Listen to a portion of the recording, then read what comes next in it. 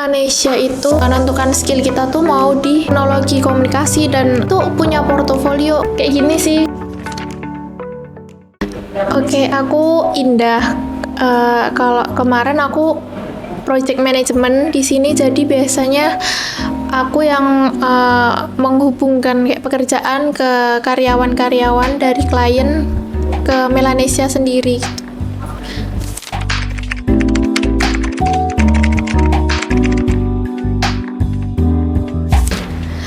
Basicnya Melanesia itu kan namanya Melanesia Digital Advertisement.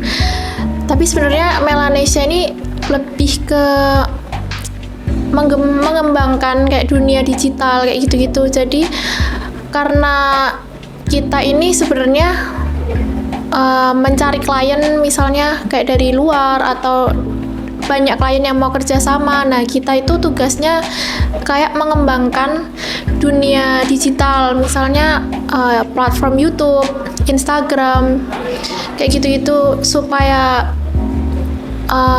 bisa apa ya, kayak pokoknya intinya di dunia digital kayak YouTube dan segala macam itu yang baru kita tanganin gitu.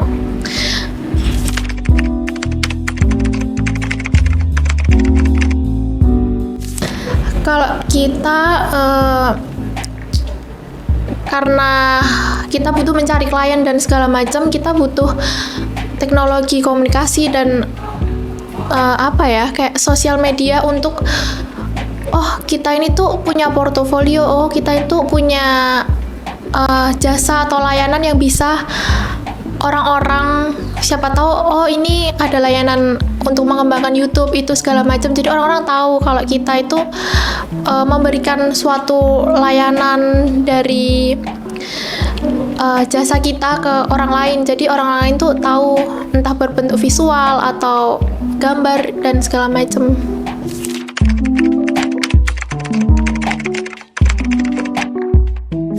Oke, kalau di Melanesia sendiri kan ada 3 divisi, ada desainer, editor, sama admin. Nah, kita ini nggak langsung berbentuk bahan yang matang dari klien. Misalnya, kamu suruh publish nih ke sosial media kita. Nah, kalau dari Melanesia ini bentuknya dari yang mentah, kayak video yang belum diolah sampai video yang bisa dipublikasikan. Jadi kalau misalnya step-stepnya nih dari editor dulu, terus desainer, baru finalnya di admin. Kalau editor kita menggunakan ya basic tools editor kayak Premiere dan segala macam. Terus kalau desainer Corel, Photoshop, terus Adobe Illustrator kayak gitu. Terus kalau di admin kita menggunakan ClickUp namanya. Itu ya untuk kayak gini sih, kayak untuk mendistribusi pekerjaan tuh semua kita pakai ClickUp karena lebih mudah. Tapi kalau sosmednya kita pakainya Notion.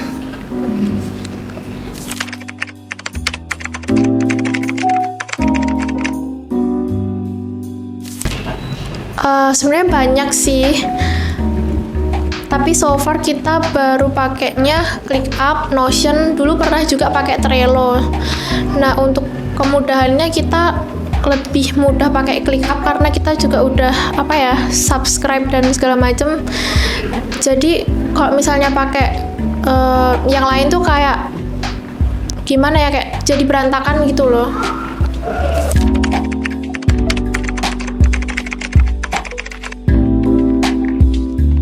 Kalau itu sih basicnya kita untuk yang data-data analyze kayak gitu dulu ada, tapi kalau sekarang dipegang kliennya langsung. Jadi kalau misalnya ini di boosting kok ternyata kurang menarik audiens, jadi kita harus ganti style editing yang lain gitu. Jadi kayak insight orang ini mempengaruhi ke kerjaan kita.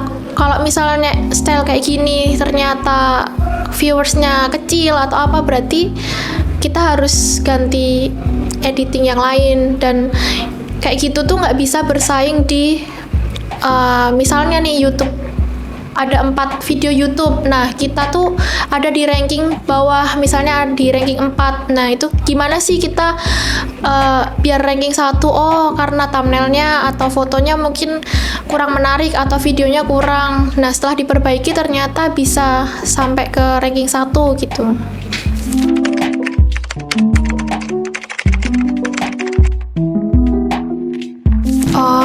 Kalau itu biasanya komunikasinya, untuk komunikasi yang biasa itu dari klien, mereka punya asisten sendiri yang di Indonesia, terus nanti baru disampaikan ke sini. Nah, penghubungnya itu saya sendiri. Terus kalau untuk masalah kerjaan yang udah ada, itu pasti pakai ClickUp. Jadi untuk editor sendiri, admin sendiri, desainer sendiri, jadi mereka udah tinggal mengerjakan gitu.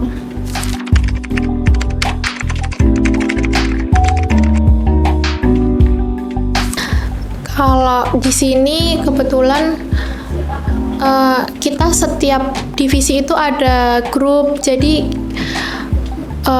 masing-masing berkomunikasinya lewat grup Telegram, dan biasanya yang menyampaikan dari klien itu aku.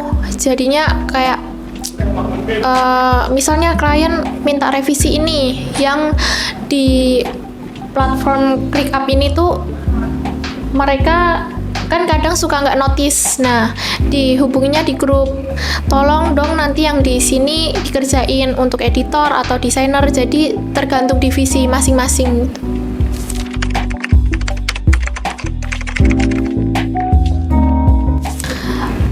Kita biasanya kalau untuk laporan ke klien biasanya itu sih kayak Google Meet, terus ada laporan-laporan pakai Google Sheet dan segala macam.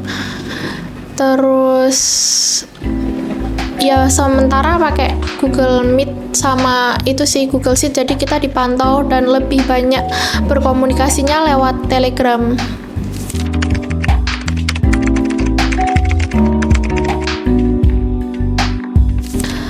Kalau itu lebih ke diri kita sih, karena kan semakin banyak Melanesia di luar sana, pasti juga ingin mencari klien. Gimana sih kita jadi pembeda di luar sana tuh, kita bisa menawarkan jasa yang apa? Kalau kita stuck di sini-sini aja, kita nggak tahu caranya memboosting video, misalnya kita nggak tahu cara mengengagement karya-karya dari klien, itu mungkin kita bakalan ketinggalan. Jadi kita harus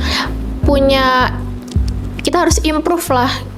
Jangan cuman misalnya kita sudah nyaman nih punya klien ini, tapi kan untuk klien kita nggak tahu mereka bakalan stay atau mungkin bisa cari yang lebih dari Melanesia. Nah, kita menawarkan apa sih yang bisa kita tawarin selain di luar sana. Kita juga belajar dari skill-skill yang dibutuhkan sekarang, jadi nggak cuman stuck di situ.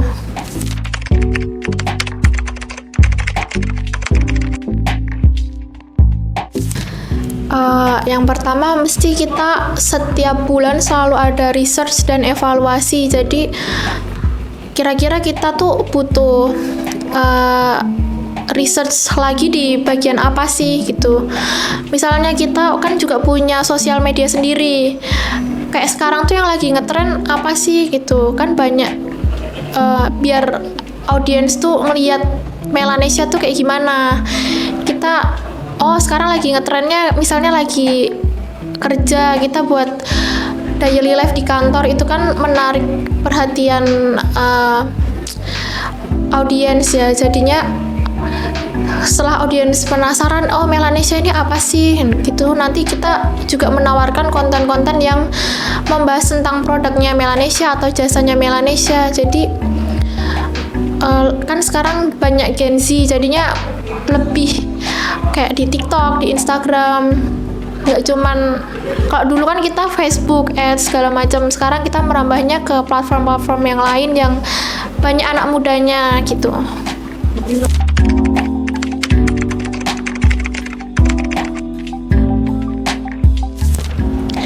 Yang pertama, kita harus menentukan skill kita tuh mau di bidang apa nih yang di teknologi ini. Yang kedua, kita harus mempelajari kayak software, tools yang mendukung kita untuk mengembangkan skills. Yang ketiga, mungkin gimana cara kita mengikuti kayak di kantor ini tuh, atau misalnya kalian udah tahu nih tujuannya mau menghasilkan apa, kita harus cari tren sekarang, kita harus cari, pokoknya harus haus akan pengetahuan. Jadi kita nggak boleh stuck atau oh aku udah nyaman nih dengan skill aku yang kayak gitu, tapi di luar sana ternyata orang udah berhasil mengimprove. Kita bisa menjadi pembeda di orang-orang yang lain sih gitu.